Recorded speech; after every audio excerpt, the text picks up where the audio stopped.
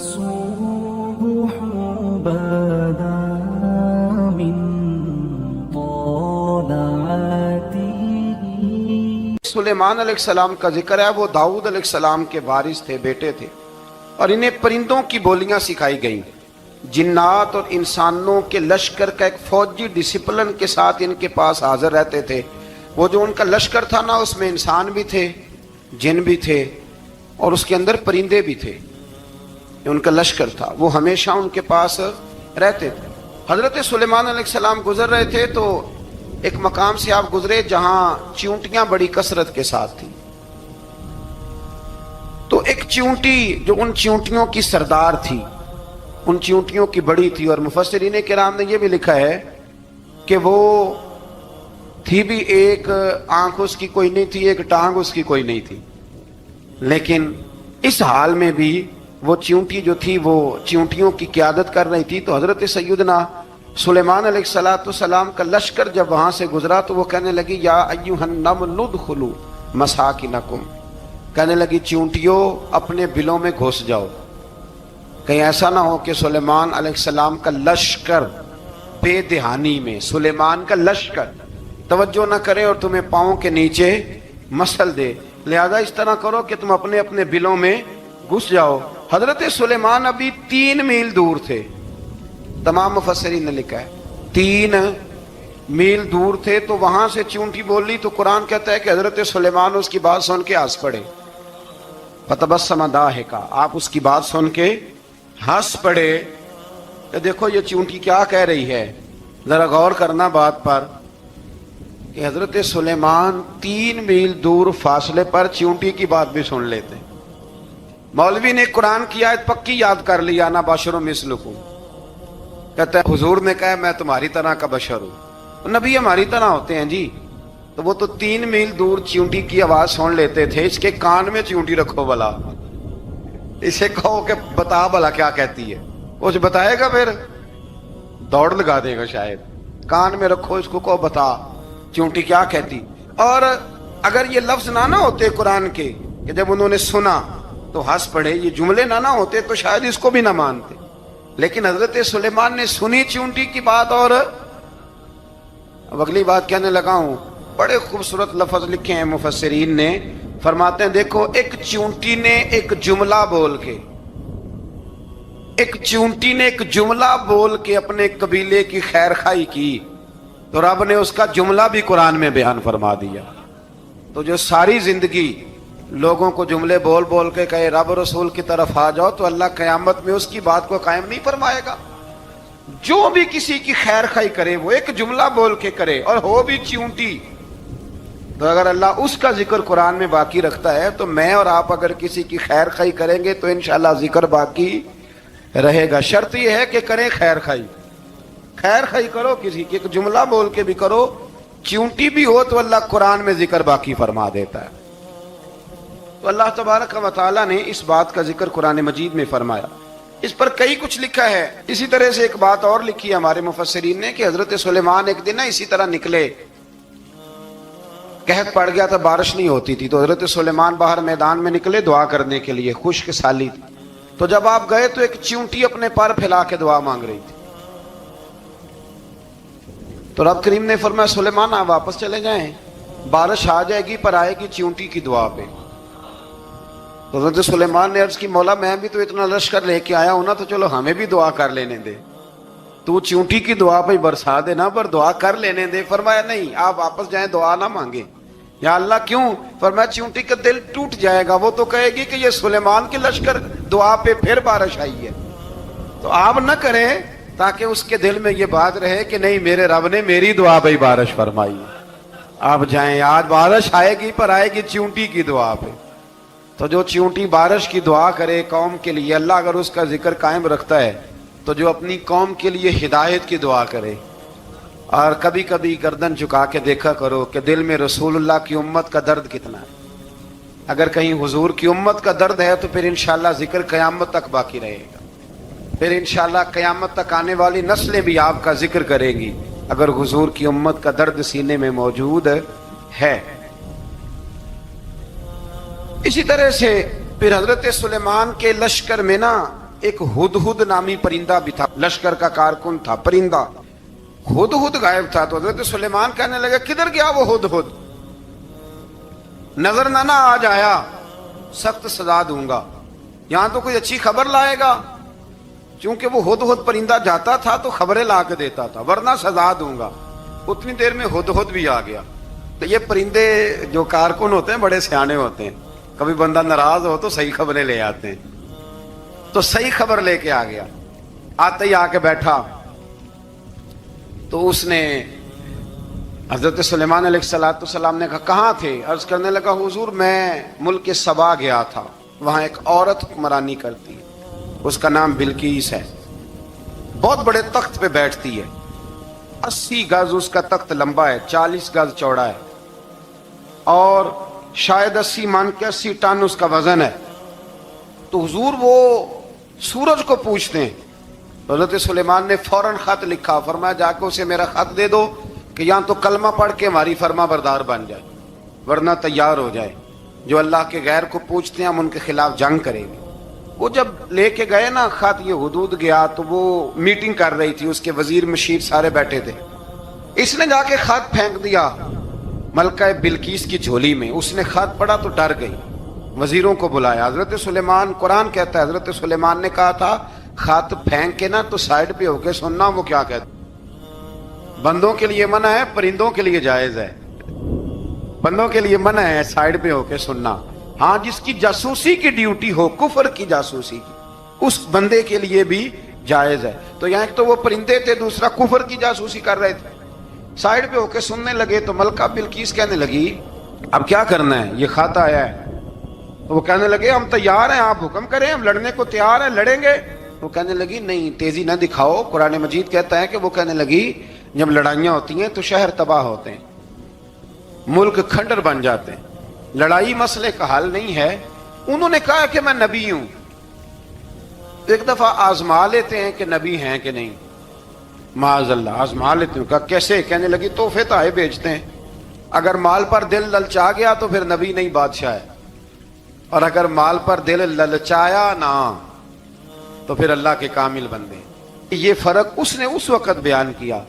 اس نے 500 کنیزیں، 500 غلام، بڑے شاندار لباس پہنا کے، 500 گھوڑا بڑا تگڑا، اس کے اوپر مال و اسباب رکھ کے تیاری کرا کے حضرت سلیمان کی طرف بھیجا. ہدہد پہلے سے خبر لے کے آ گیا. حضور اس نے یہ پروگرام بنایا ہے. وہ جب آیا سارا کچھ تو حضرت سلیمان دیکھ کے جلال میں آ گئے. فرمانے لگے اسے جا کے کہہ دو تو مجھے کیا تحفے بھیجے گی، میرے رب نے مجھے مالا مال فرمایا ہوا ہے، نے مالا مال کیا میرے مالک نے. جا اسے جا کے کہہ تو کیا تحفے دے گی. جب رب دیتا ہے تو پھر کوئی کمی نہ وہ نہیں چھوڑتا. بندے کیا دے سکتے ہیں؟ بندے تو بیچارے 10 دے کے تو 10 دن ان کی آنکھیں نہیں کھلتی.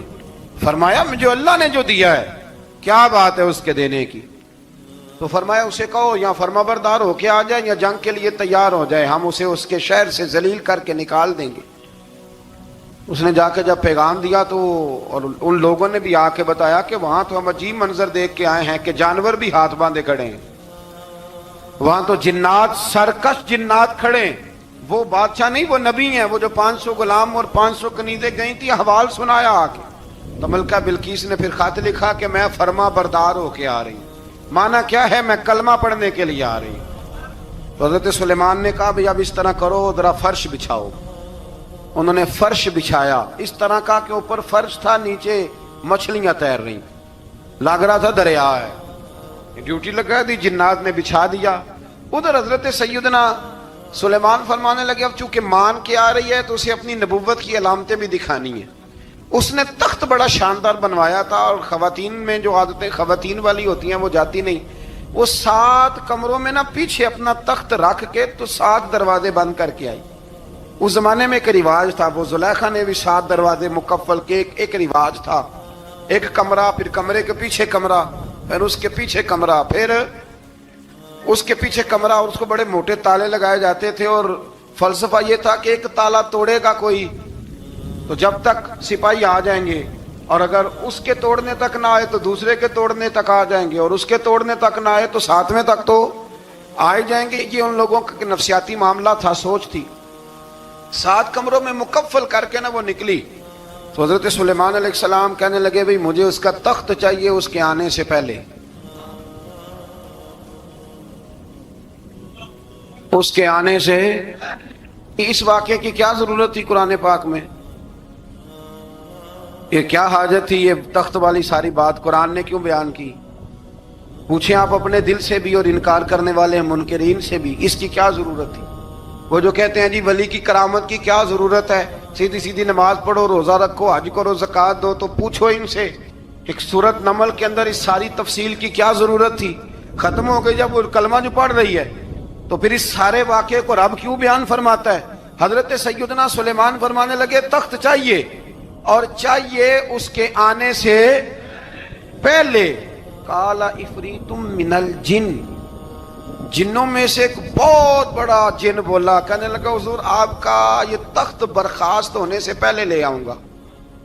یہ جو آپ میٹنگ کر رہے ہیں نا، یا آپ فیصلے ختم، کچھ نے لکھا صبح سے شام تک میٹنگ ہوتی ہے اور اس کو آنے میں پتہ نہیں کتنے دن لگیں گے، تو میں یہ برخاست ہونے سے پہلے. اور کچھ نے کہا دیا آپ شرط کیوں لگاتے ہیں کہ صبح سے شام تک ہوتی؟ اس جن نے کہا دیا آپ 10 منٹ میں فارغ ہو جائیں، آپ فارغ ہوں گے تو تخت آ جائے گا. مفسرین نے لکھا ہے کہ جب قرآن کہتا ہے کہ اس نے کہا کہ آپ کے فارغ ہونے سے پہلے، تو اس کا مطلب ہے کہ جب آپ اٹھیں گے یہ جگہ خالی کر دیں گے تو تخت یہاں کیویں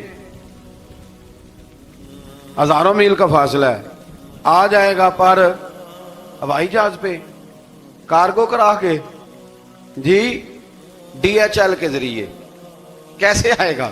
وہ آئے گا تو بس آئے گا. تو حضرت سلیمان کی تو بادشاہت تھی نا زمانے پہ، فرمانے لگے نہیں نہیں تو لیٹ ہے،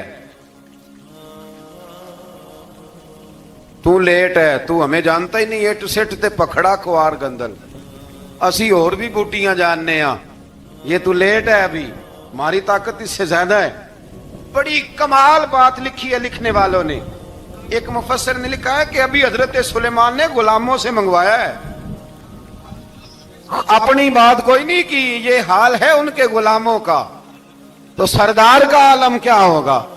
حضرت سلیمان کہنے لگے بھی جلدی جائیے. قال الذی عنده علم من الکتاب انا آتیک بہ قبل ان یرتد الیک طرفک. تو اٹھا ان میں سے وہ جس کے پاس کتاب میں سے علم تھا، ساری کتاب کا بھی نہیں، علم من الکتاب، کتاب. وہ اٹھے جن کے پاس کتاب میں سے علم تھا، تو وہ اٹھ کے کہنے لگے حضور میں لے آؤں گا. کب؟ آپ کے آنکھ جھپکنے سے. آنکھ جھپکنے سے. بندہ تھا جن تھا؟ جن کی تو بات مانی نہیں انہوں نے. کیا کہا؟ آنکھ جھپکنے سے. میں آنکھ جھپکنے سے پہلے لے آؤں گا. تو حضرت سلیمان کہنے لگے تو ٹھیک ہے چل لا پھر لا. پھر آنکھ جھپکنے سے بڑے ہی نہیں، پھر غصہ نہیں آتا ان پہ، پھر غصہ نہیں آتا. میرے شیخ کامل مرشد اکمل شیخ بحر و بار حضور غوث پاک جیلانی، حضرت غوث اعظم یوں کر کے شاگردوں کو مریدوں کو سبق پڑھا رہے تھے، پڑھاتے پڑھاتے ہاتھ آگے کیا، اور جب ہاتھ واپس آیا تو بھیگ گیا تھا سارا. تو شاگرد کہنے لگے حضور یہ کیا ہے؟ فرمایا تمہیں نہیں سمجھ آئے گی، چھوڑو تمہارے والی بات نہیں. خاصاں دی گل آما آگے نہیں مناسب کرنی، رہنے دو تم. کچھ وقت گزرا تو کچھ لوگ آ گئے، ابھی کلاس ختم نہیں ہوئی تھی، کپڑے بھیگے ہوئے ہو. وہ شاگرد پہلے ہی منتظر تھے. کہا تمہیں کیا ہوا؟ کہنے لگے دریا میں جا رہے تھے، اچانک ہچکولیں آنے لگے. تو ہم نے کوئی کسی بے عمل کا بازو تو نہیں نہ تھاما، ہم غوث اعظم کے ماننے والے ہیں. تو دریا میں کہا یا شیخ عبد القادر جیلانی شیئا للہ، اللہ کے راستے میں مدد کرو. تو کہنے لگے بس ایک ہاتھ ہی آیا ہے، اور یوں کشتی کھینچ کے باہر نکالی ہے. تو اب وہ شاگرد سارے چپ کر گئے، کہنے لگے جواب کیوں نہیں دیتے؟ انہوں نے کہا تم نے ہاتھ دیکھا ہے پہنچتا ہوا، اور ہم نے ہاتھ دیکھا یہاں سے جاتا ہوا.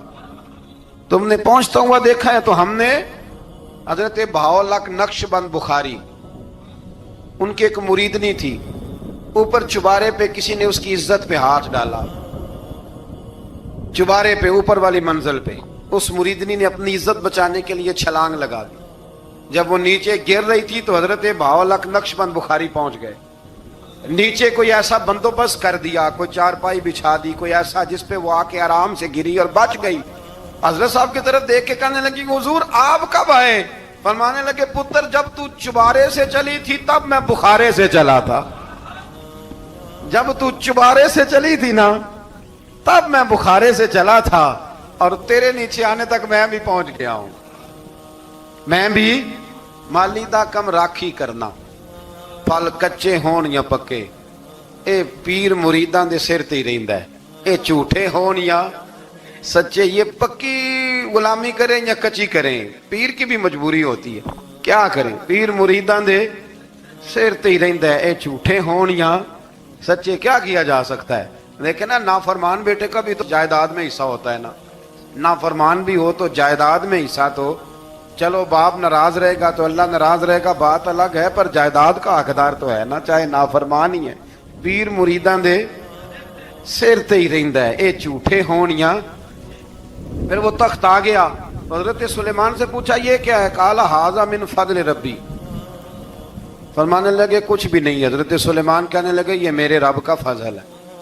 शायद सब मुफस्सिरीन ने बड़ी बड़ी बातें की हों, पर यहाँ एक काजी सनाउल्लाह पानीपती रहमतुल्लाह अलैह का फिक्रा मैं पढ़ रहा था, बड़ा मजा आ रहा था।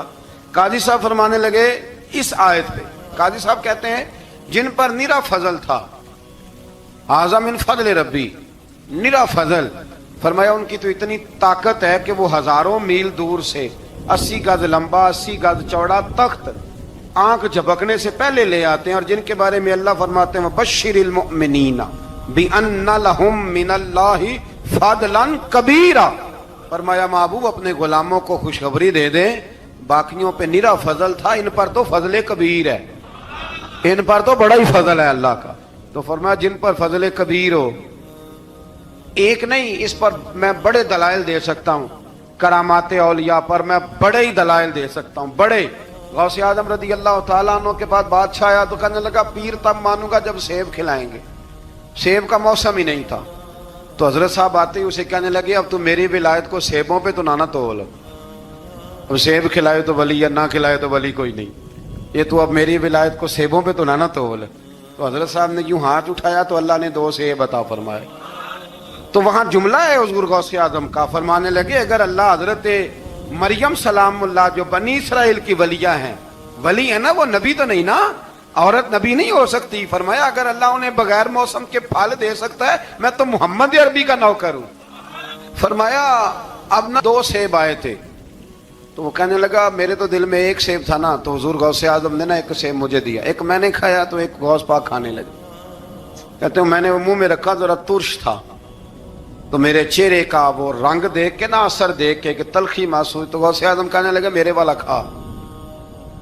एक उन्होंने काट के टुकड़ा दिया, कहते खाया तो बड़ा मीठा था। तो मैंने कहा हुजूर आए तो दोनों ही गैब से, तो आपके वाला मीठा है मेरे वाला कड़वा है। तो आप फरमाने लगे आए तो दोनों गैब से थे, पर एक को जरा जालिम के हाथ लग गए हैं ना, उसको तंबीह भी कर दी कि जुल्म से बाज आ जा, तंबीह भी कर दी, पर मैं हाथ जालिम के लगे इसलिए तुर्श हो गया, सियाना बन। एक नहीं 20 दर्जनों, लेकिन पता नहीं क्यों लोग अड़ गए, पता नहीं क्यों कड़ के आ गए करामत औलिया के मामले में। बिल्कुल अभी किसी हदीस में ये नहीं आया कि इस जमाने में वली होंगे तो इस जमाने में वली नहीं होंगे। हुजूर ने फरमाया मेरी उम्मत कभी गुमराही पर जमा नहीं होगी। इकबाल कहते हैं औलिया क्या होते हैं, औलिया क्या हैं, जवासीसुल कुलूब। इकबाल कहता है वली का बहुत बड़ा वली तुमने देखना हो तो उसे देखो जो तेरे दिल का जासूस है। चलो ये मुश्किल बात है, मैं नहीं छेड़ता, लेकिन जो तेरे वो जासूसी करता है, पर करता है तेरे दिल की, वो तेरे दिल का जासूस होता है वली। और उस पर हुजूर की हदीस है, फरमाया इसकी फिरासत कल्बी से डर, ये अल्लाह के नूर से देखता है, डर इसकी फिरासत कल्बी से, अल्लाह तौफीक अता फरमाए। 12 इस वली का नाम था आसफ बिन बरखिया।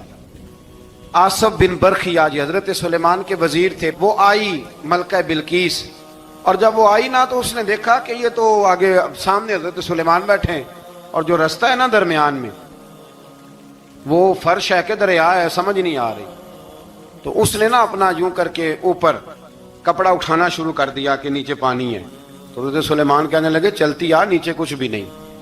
اس نے پیر رکھا, نیچے مچھلیاں بھی تیرتی جا رہی تھیں. حضرت سلیمان علیہ الصلوۃ والسلام, آج بھی اللہ نے توفیق دیا نا, لوگوں نے اس طرح کی تعمیرات بعد میں کی ہیں, لیکن اس کے موجد, اس کے پہلے بنانے والے حضرت سلیمان ہیں اللہ کی دی ہوئی توفیق سے. تو وہ ملکہ آپ کے پاس آئی, پھر وہ آپ کی فرما بردار ہو گئی. اور بعد مفسرین نے یہ لکھا ہے کہ اس نے جب کلمہ پڑھا تو پھر اس کا نکاح بھی حضرت سلیمان سے ہوا. حضرت سیدنا لقمان اپنے بیٹے کو نصیحت کرتے ہیں, اور قرآن مجید نے سورہ لقمان کے اندر آپ کی ان نصیحتوں کا ذکر فرمایا ہے. اللہ کریم نے ارشاد فرمایا کہ حضرت لقمان, ان کی جو بات انہوں نے اپنے بیٹے کے ساتھ کی, فرمایا وَلَا تُصَعِّرْ خَدَّكَ لِلنَّاسِ, اے میرے بیٹے لوگوں کے ساتھ اپنے رخ کو نہ پھیرا کر, غرور کے ساتھ اپنے لب و لہجے کو پھیر نہ لیا کر لوگوں کی طرف سے. اور وَلَا تَمْشِي فِي الْأَرْضِ مَرَحًا, اور زمین پر اکڑ اکڑ کے نہ چلا کر. تکبر کے ساتھ اپنے لب و لہجے کو لوگوں سے پھیر نہ لیا کر, اور زمین پر اکڑ کے بھی نہ چلا کر. جناب لقمان اپنے بیٹے کو نصیحت فرما رہے ہیں, اور اللہ نے اس کا ذکر قرآن مجید میں فرمایا ہے. اسلام ہماری تربیت کرتا ہے ہر موقع پر, اور ہمیں اسباق پڑھاتا ہے زندگی ساری گزارنے کے لیے. انسان کی بات کا دوسرے پر بڑا اثر ہوتا ہے, لیکن اس کی بات کے ساتھ ساتھ اس کے لہجے کا بھی بڑا اثر ہوتا ہے. کھانے کا بھی بڑا اثر ہے, لیکن کھانا آپ کس برتن میں رکھ کے دے رہے ہیں اس کا بھی بڑا اثر ہے. آپ نے کھانا کس طرح سجایا ہے, کس جگہ کسی کو بٹھایا ہے, اس کا بھی بہت زیادہ اثر ہے. اسلام یہ کہتا ہے کہ آپ کا جو لب و لہجہ ہے وہ ہمیشہ اچھے اخلاق والا ہونا چاہیے. لہجے جو ہوتے ہیں نا, لہجے, لب و لہجہ, وہ بڑی تاثیر رکھتا ہے, بڑا اثر رکھتا ہے. چھوٹا سا بچہ ہوتا ہے, دودھ پیتا ہے, ابھی نونہال بچہ ہے چھوٹا سا, ابھی اسے پتہ نہیں ہے کہ کون سی بات کا کیا معنی ہے. اسی بچے کے آپ نے گال پہ محبت کے ساتھ ہاتھ پھیرا تو وہ ہنس دیتا ہے, لیکن اگر آپ غصے کے ساتھ اس کی گال پہ ہاتھ لگاتے ہیں تو وہ رو دیتا ہے. آپ میری بات کو سمجھیں گے, ابھی اس کو لفظوں کے مفاہیم کا نہیں پتا, معانی سے ابھی وہ آگاہ نہیں ہے, معنی نہیں جانتا, پر آپ نے کس لہجے کے ساتھ اس سے پیار کیا یہ اسے پتا ہے. یہ جو لہجہ ہوتا ہے نا, لہجہ, اخلاق آپ کا, یہ بڑا اثر کرتا ہے. آپ نے گفتگو کی, لیکن اس گفتگو میں آپ کا انداز کیا تھا, لب و لہجہ کیا تھا. کچھ لوگ کہتے ہیں میں نے کوئی غلط بات کی ہے, بالکل ٹھیک بات کی ہے. بھئی آپ کی بات ٹھیک تھی, پر آپ کا انداز ٹھیک نہیں تھا. جہاں بات ٹھیک ہونا ضروری ہے نا, وہاں انداز ٹھیک ہونا بھی بڑا ہی ضروری ہے. آپ کے لہجے کا خوبصورت ہونا اور آپ کے لفظوں کا حسین ہونا بھی بڑا ہی ضروری ہے. اگر آپ تھوڑا سا معاشرے میں غور کریں تو کچھ لوگ ایسے ہیں جو طبعاً ہی بیچارے دنیا میں آئے ہی شکوہ کرنے کے لیے. ان کے لہجے سے نہ ترش روئی برستی ہے, تلخی ہے. وہ جی میں فلاں آدمی کے پاس گیا تو اس نے میری بات نہیں سنی, فلاں شخص سے میری ملاقات ہوئی, میں نے وقت گزارا پر وہ بندہ ٹھیک نہیں نکلا, فلاں کے ساتھ میں آگے بڑھنا چاہ رہا تھا پر میرے معاملہ چل نہیں سکے. تو بھئی آپ دوسروں کو ناپتے اور تولتے رہے, آپ کو یہ دیکھ لینا چاہیے تھا کہ آپ کا انداز فکر ہی کہیں غلط نہ ہو. لہجے, اخلاق, یہ آپ کے لفظوں سے بھی زیادہ اثر بعض اوقات رکھتے ہیں. کسی نے کہا تھا کہ میرے لہجے میں غرور آیا تھا, اس کو حق تھا کہ شکایت کرتا تھا. میرے لہجے میں کچھ ایسا کہ جس پہ وہ بیچارہ پریشان ہو گیا, اب اس کا حق بنتا تھا وہ اس پہ شکایت کرتا. تو میرے عزیز, آپ بات کو یاد رکھیں گے کہ جو اخلاق ہے, آپ کا جو اخلاق ہے, جو آپ کا کردار ہے, وہ اپنی ایک خوبصورتی رکھتا ہے. اس لیے میرے نبی پاک صلی اللہ تعالی علیہ وآلہ وسلم نے فرمایا تم میں کامل مومن وہ ہے جس کا اخلاق زیادہ اچھا ہے. جو کہانیاں زیادہ سناتا ہے وہ نہیں, جو اپنی خدمات زیادہ بتاتا ہے وہ نہیں, جو باقی سب کی نفی کر کے کہتا ہے کہ دنیا میں کوئی بندہ ٹھیک نہیں صرف میں ٹھیک ہوں, وہ والا بندہ نہیں. بلکہ فرمایا جس بندے کا اخلاق زیادہ اچھا ہے. اخلاق دیکھیں, یہ جو آپ کا لہجہ ہوتا ہے نا, یہ بہت زیادہ اثرات مرتب کرتا ہے آپ کے گھر پہ بھی باہر بھی. آپ اگر اپنی گفتگو میں باڈی لینگویج کو تھوڑا سا اچھا رکھیں, کچھ لوگ ایسے ہوتے ہیں جو بات بڑی صحیح کرتے ہیں پر کچھ زیادہ ہی باتیں کرتے ہیں, تو وہ زیادہ باتیں کرنے کی وجہ سے ان کی جو صحیح باتیں ہوتی ہیں ان کا بھی وزن خراب ہو جاتا ہے, کیونکہ وہ زیادہ باتیں کرتے ہیں, ہر وقت بولتے ہیں, ہر وقت بات کرتے ہیں. تو جب وہ ٹھیک بات بھی کر رہے ہوں تب بھی ان کی بات کا لوگ اثر قبول نہیں کرتے. لیکن اگر ان کا لہجہ باوقار ہو, بات وہ تھوڑی کریں پر جتنی کریں ذرا سونی کر کے کریں, گفتگو میں خود بخود اثر پیدا ہو جائے گا, بات اچھی لگے گی. اخلاقی رویے اگر لوگوں کے زیادہ اچھے ہو جائیں, ایک تو مسکرانے کا بل کوئی نہیں آتا, اس کے پیسے کوئی نہیں لگتے, اور یہ بھی شکر ہے ابھی تک اس پر ٹیکس بھی کوئی نہیں, یہ بھی مقام تشکر ہے. تو اگر آپ بات کریں اور اس میں تھوڑی سی مٹھاس پیدا کر لیں, آپ تھوڑی سی بات میں نا مٹھاس. میرے ایک کلاس فیلو ہیں, تو وہ تقریر کر رہے تھے اور میں سن رہا تھا, تو مجھے بعد میں کہنے لگے آپ تبصرہ کریں میں نے کیسی تقریر کی ہے. یہ ہوتا ہے نا جی, بعض اوقات دوست بیٹھتے ہیں بے تکلف تو کئی دفعہ کچھ باتیں ایسی ایک دوسرے کے ساتھ کرتے ہیں. تو مجھے کہنے لگے آپ بتائیں کہ میں بات کر رہا تھا تو کیسی تھی. تو میں نے کہا جب آپ بات کر رہے تھے تو میں ڈر رہا تھا, مجھے لگ رہا تھا کہیں آپ لڑ نہ پڑیں. بھئی آپ اطمینان سے بات کریں, آپ تسلی سے بات کریں, آپ خندہ پیشانی کے ساتھ بات کریں. میرے نبی پاک صلی اللہ تعالی علیہ وسلم نے فرمایا, مسلم شریف کی حدیث ہے, حضور فرماتے ہیں نیکی کو کبھی چھوٹا نہیں سمجھنا, نیکی کو حقیر نہیں سمجھنا. کچھ نہ ہو سکے تو اپنے بھائی سے مسکرا کے بات ہی کر لیا کرو. بات کرو تو تمہارے لہجے میں ترش روئی نہ ہو. بعض اوقات آپ تلخ بات کرتے ہیں, آپ کا لہجہ تلخ ہوتا ہے تو آپ کی صحیح بات بھی قبول نہیں کی جاتی. لیکن اگر آپ کے لہجے میں مسکراہٹ ہو, آپ کے لہجے کے اندر خوبصورتی ہو, تو آپ کے اپنے بھی آپ کے بیگانے بھی سب کے سب آپ کی بات کو تسلی کے ساتھ سمجھنا وہ گوارا کریں گے. اسی طریقے سے ہمارا دل کرتا ہے کہ لوگ ہماری بات سنیں, ہمارے گرویدہ ہوں, ہم جو پیغام دینا چاہتے ہیں وہ پیغام لوگ اچھے طریقے سے قبول کریں, اس پر لوگوں کی توجہ زیادہ ہو, یہ ہمارا شوق ہوتا ہے.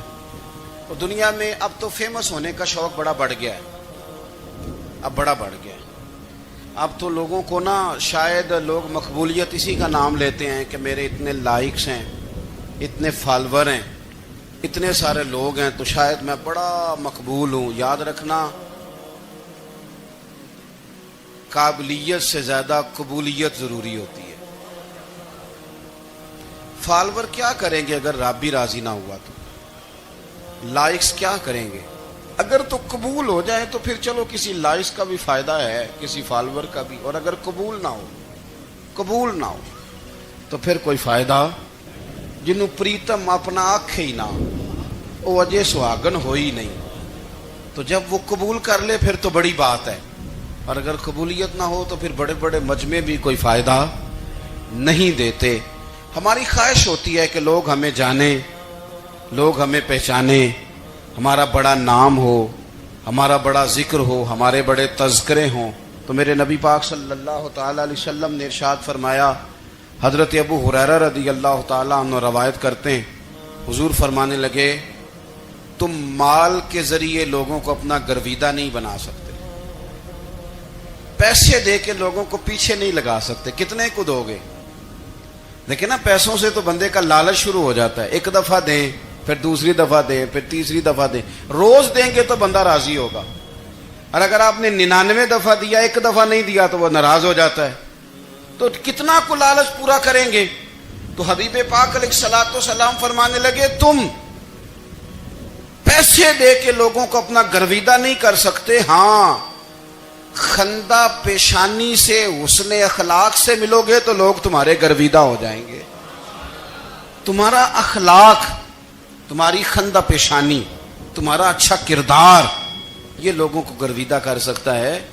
مال و دولت سے لوگ گرویدہ نہیں ہوتے. تو ہمارا وہ جو روزمرہ کا لوگوں کے ساتھ تعلق ہے، لب و لہجہ ہے. میں نے دیکھا ہے بہت سارے لوگ ایسے ہیں جن کے ساتھ لوگ آنا جانا ملنا بیٹھنا آہستہ آہستہ چھوڑ دیتے ہیں. اور وہ کس لیے چھوڑ دیتے ہیں؟ وہ ان کے رویے کی وجہ سے چھوڑ دیتے ہیں، ان کے انداز فکر کی وجہ سے چھوڑ دیتے ہیں، ان کے شکووں کی وجہ سے چھوڑ دیتے ہیں. مزاج ہوتا ہے نا ہمارا کہ ہمیں شوق ہوتا ہے تعلق زیادہ لوگوں کے ساتھ ہو، اور پھر یہ بھی شرط ہوتی ہے کہ میں جس کے پاس جاؤں وہ مجھے یہی کہے کہ تو میرے ساتھ ہی پیار کر. ایک صاحب مجھ سے کہنے لگے کہ یہ میں محفل کراتا ہوں، آپ بھی تشریف لائیں، اور میں 20 علماء کو بلا چکا ہوں اور بڑے بڑے نامور نام انہوں نے میرے سامنے لیے. میں نے ان سے پوچھا کہ جو نام آپ نے لیے ہیں اور آپ کی تصویریں بھی ساتھ ہیں، میں الحمدللہ تسلیم کر گیا ہوں آپ کی بات کو، لیکن سوال میرا یہ تھا کہ کیا آپ نماز بھی پڑھتے ہیں؟ 21 علماء کو آپ نے بلایا یا 20 کو بلایا اور بڑے بڑوں کو بلایا، اور مجھے بھی آپ دعوت پیش کر رہے ہیں، تو نمازی بھی آپ ہیں، نمازی بھی ہیں. کہنے لگے آپ دعا کریں میں نماز پڑھنا شروع کر دوں. میں نے ان سے کہا خدا کے بندے، اب اگر تو کسی اور کو بتائے گا کہ 20 اتنے بڑے لوگوں سے میرا تعلق کر پڑتا میں نماز بھی نہیں، تو لوگ کیا سوچیں گے کہ 21 مولوی مل کے بھی ایک بندے کو نمازی نہیں بنا سکے. تو آپ اپنے لب و لہجے سے صرف باتوں سے گرویدہ کسی کو کر لیں گے؟ آپ یہ دیکھیں کہ اخلاق کس طرح کا ہے، لہجہ کس طرح کا ہے، آپ کی بات کرنے کا انداز کتنا حسین ہے، اس لفظ کے اندر حسن کتنا زیادہ ہے. نبی پاک صلی اللہ علیہ وسلم بھی تبلیغ فرماتے، ہم بھی تبلیغ کرتے ہیں.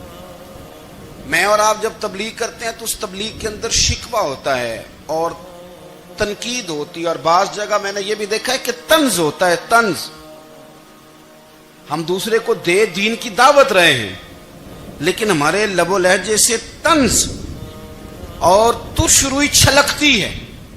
تو دولت کے پیچھے لگ گیا ہے، تو بالکل جاہل ہے، تو بالکل تیرے خاندان میں سے بھی کوئی نہیں ادھر آتا.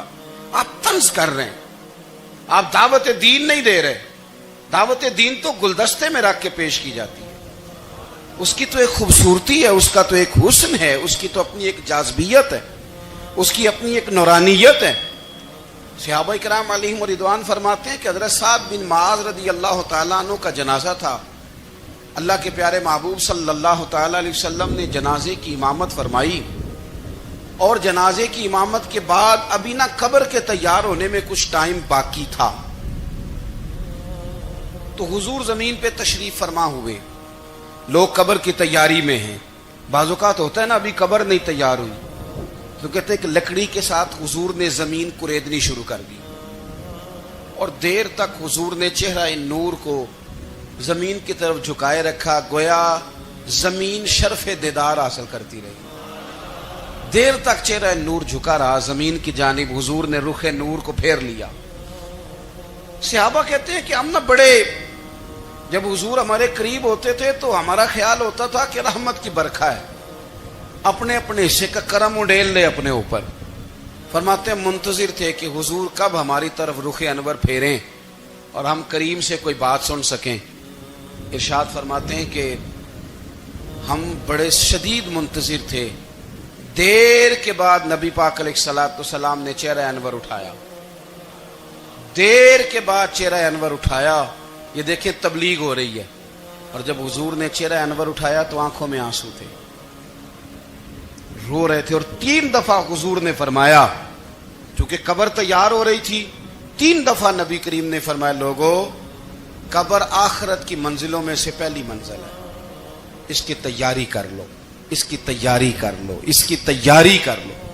3 دفعہ حضور نے یہ جملے دہرائے. کیوں؟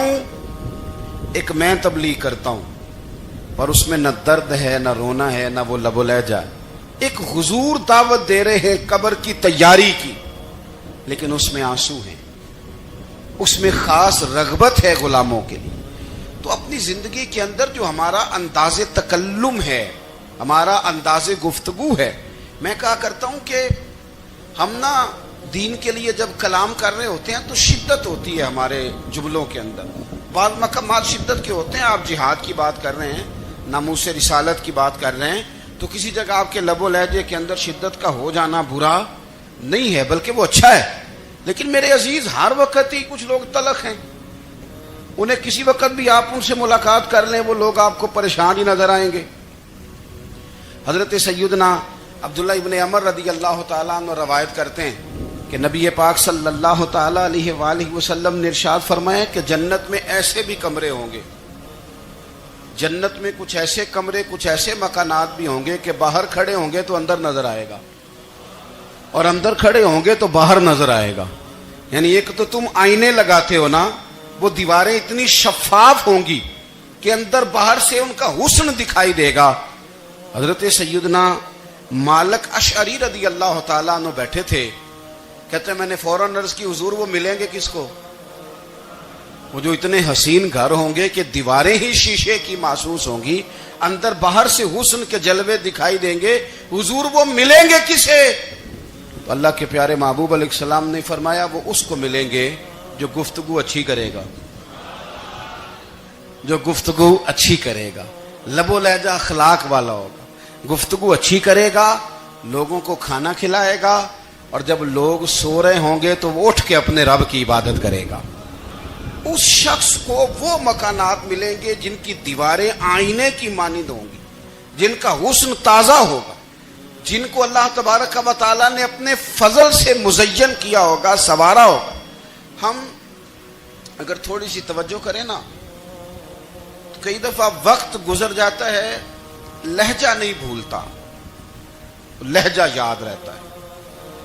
آپ تو 2 منٹ کے لیے غصے میں تھے نا، تو آپ نے کوئی بات کر دی کسی غریب کو، کسی شخص کو، آپ غصے میں تھے، آپ نے کہہ دیا، اس بیچارے نے سن لیا، لیکن وہ باتیں اسے سونے نہیں دیتی، بار بار یاد آتی. کوئی آپ کے ساتھ تلخ کلام کر دے نا، کبھی تلخ گفتگو کر دے، بندہ جب سامنے آتا ہے وہ باتیں یاد آ جاتی ہیں، تکلیف ہوتی ہے. اور وقت گزر جاتا ہے، لڑائیاں ہمیشہ چل نہیں سکتی. لڑائی کتنی دیر کی ہوتی ہے؟ 1 دن کی، 2 دن کی. قتل بھی ہوں تو اگر قاتل کو پھانسی بھی ہو جائے تو پھانسی کے بعد بالآخر لڑائی تو ختم ہو ہی گئی نا. لڑائی ہمیشہ چلتی، تلخی ہمیشہ چل سکتی نہیں. تلخی روٹین میں چلنے والا سکہ، کچھ سکے روٹین میں چلتے وقتی ہوتے. یہ جو غصے کا لب و لہجہ ہے، تلخی کا سکہ، یہ بھائی روٹین میں نہیں چلتا، اس نے ایک نہ ایک دن ختم ہو جانا ہے. روٹین میں پیار ہی چلتا ہے. حضرت جابر ابن عبداللہ کہتے ہیں حضور پہلے دن مدینہ منورہ آئے، میں زیارت کے لیے گیا تو میں نے مسکراتے دیکھا. 10 سال میں دیدار کرتا رہا، اور وصال سے چند دن پہلے بھی میں نے زیارت کی تو مدینے والے محبوب کو مسکراتے ہوئے ہی دیکھا ہے. یہ جو آپ کا لب و لہجہ ہے نا، اخلاق والا، حسن والا، مسکرانے والا، یہ لب و لہجہ نا ذرا لمبا چلتا ہے. یہ روٹین ہے، یہ روز چلے گا. یہ سکہ وہ ہے جو رائج الوقت رہتا ہے، یہ کبھی بھی ختم ہونے والا یہ خزانہ ہے. تو یہ جو آپ کا تلخ لب و لہجہ ہے، یہ روٹین نہیں. عارف رومی رحمۃ اللہ علیہ فرماتے ہیں کہ مثال دینے کے لیے بات سمجھاتے ہیں. فرماتے ہیں ایک شخص جنگل میں لکڑیاں کاٹنے جایا کرتا تھا تو شیر سے دوستی ہو گئی، یعنی ڈائریکٹ بادشاہ سے دوستی ہو گئی. اور بادشاہ بھی وہ جو جنگل کا بادشاہ ہے، جنگل کے بادشاہ سے دوستی ہو گئی. اب وہ لکڑہارا غریب آدمی تھا، لکڑیاں تو کاٹنی ہوتی تھی. تو وہ جنگل کا بادشاہ اعلان کر دیتا جانوروں کو کہ میرا دوست آیا، ایک تو کوئی تنگ نہ کرے، اور دوسرا یہ کہ سب لوگ مل کے اس کے ساتھ تعاون کریں. کبھی کوئی جانور لکڑیاں اکٹھی کراتا، کبھی کوئی اپنی پشت پہ گدھا، بیل، گھوڑا، خچر رکھ کے وہ لکڑیاں باہر چھوڑنے آتا. اب اس کی بڑی دھوم مچ گئی جنگل کے اندر. لکڑہارا مزدور تھا، وہ بادشاہ سے دوستی کر کے بادشاہ ہی بن گیا. وہ گھر آ کے نا بیوی کو اکثر بتاتا کہ میرا ایک دوست ہے، میں جاتا ہوں تو ساری پہلے ہی مخلوق کھڑی ہوتی ہے میرے استقبال کے لیے. دوستی جو بڑے سے ہو گئی ہے. بنا ہے شاہ کا مصاحب تو پھرے ہے اتراتا، وگرنہ شہر میں غالب کی آبرو کیا ہے؟ ہمیں تو پوچھتا ہی کوئی نہیں، یہ تو بنا ہے شاہ کا مصاحب تو پھرے ہے اتراتا، وگرنہ شہر میں غالب کی آبرو کیا ہے؟ تو وہ لوگوں کو بتاتا، بیوی کو بھی بتاتا، دوست ہے، تو بیوی کہنے لگی اتنے تو تعریفیں کرتا، یہ نہیں بتایا کہ وہ جنگل کا شیر ہے، پر نیرا دوست بتا دیا۔ بیوی کہنے لگ گئی کہ تو اتنا جو اس کا ذکر کرتا ہے تو کسی دن بلا نا، بلا کسی دن تاکہ اس کی دعوت کریں۔ اب اس نے پھر نہ اس کو پردے میں رکھا، کیا کہتے ہیں آج کل، سرپرائز دینا ہے، ان کا سرپرائز دینا ہے جی، پردے میں رکھا کہ وہ شیر ہے۔ تو وہ بلا لیا گھر، اب اس کے لیے کچا گوشت، ظاہر ہے شیر نے کچا گوشت دکھانا تھا۔ وہ کہنے لگی پکانا کس طرح کا ہے؟ وہ کہنے لگا جب وہ آئے گا پھر بتاؤں گا۔ اب وہ کچا گوشت 2-3 بکرے ذبح کر کے ڈال دیے، وہ آ گیا شیر۔ اور پھر امی کہتے جب وہ آیا نا تو اس کی بیوی نے دیکھا تو اس نے ایک سخت جملہ کہہ دیا، کہنے لگی اوہو میں سمجھی تھی پتہ نہیں کون ہے، اس طرح کے درندے تیرے یار ہیں، کتے بلے دوست بنائے ہوئے، یہ کیا بات ہوئی؟ خیر وہ شیر نے سن لیا، گوشت کھایا، وہ چلا گیا۔ اگلے دن لکڑ آ رہا، لکڑیاں کاٹنے گیا تو شیر نے ملاقات کرتے ہی لکڑ آرے سے کہا کہ یہ نا کلاڑی اٹھا اور میری پشت پہ نا ایک زخم کر دے۔ اس نے کہا نہیں میں یہ کام نہیں کرتا، تو میرا دوست ہے۔ اس نے کہا سن بھائی میں نے پیار سے کہا ہے تو مان جا، ورنہ میں ہوں شیر، میں نے تجھ سے منوا ہی لینا ہے، میں کوئی تکلیف دوں گا مناسب نہیں، تو کر۔ اس نے کلاڑی اٹھائی اور اس کی پشت پہ ایک زور سے زخم لگا دیا، خون بہنے لگا۔ اس نے کہا تو نے آج کے بعد آنا ہے، لکڑیاں کاٹنی ہے، تجھے کوئی کچھ نہیں کہے گا، بس یہ ایک حکمت تھی جو میں نے کیا ہے۔ قصہ مختصر، وہ آتا رہا، لکڑیاں ملتی رہیں، خدمت بھی ہوتی رہی، 6-8 ماہ گزر گئے۔ ایک دن شیر اس سے کہنے لگا یہ میرے ذرا بال اٹھا کے دیکھ، وہ جو تو نے زخم لگایا تھا وہ کہاں پہ ہے؟ اس نے وہ بال اٹھا کے دیکھا تو زخم ملا ہی نہیں، کئی جگہ پہ ٹٹولا کا، یار یہاں تھا یہاں تھا یہاں تھا۔ شیر نے پھر کیا کمال ہی جملہ کہا، اس نے کہا کہ وہ جو کلاڑی کا زخم تو نے لگایا تھا نا وہ مکمل ہو گیا، لیکن تیری بیوی کا جو لہجہ تھا اور اس کی جو تلخی تھی وہ آج تک میرے ذہن میں موجود ہے، وہ ابھی بھی مجھے تکلیف دیتی ہے۔ تو بات سوچتا ہوں مجھے اس نے درندہ کہا، اس نے میرے بارے میں اتنے کچے اور کمزور اور سخت جملے کہے، تو وہ بات مجھے بھولتی، وہ آج بھی میرے ذہن میں اسی طرح گونجتی ہے۔ تلخ جملے جو اس نے کہے اور خوفناک جو انداز اس نے اختیار کیا، وہ بات مجھے کبھی بھی بھولتی۔ تو آپ کے لفظ لوگوں کو بھول جاتے ہیں پر لہجہ یاد رہتا ہے، اگر ہم اپنے لہجے پر تھوڑی توجہ ہی کر لیں۔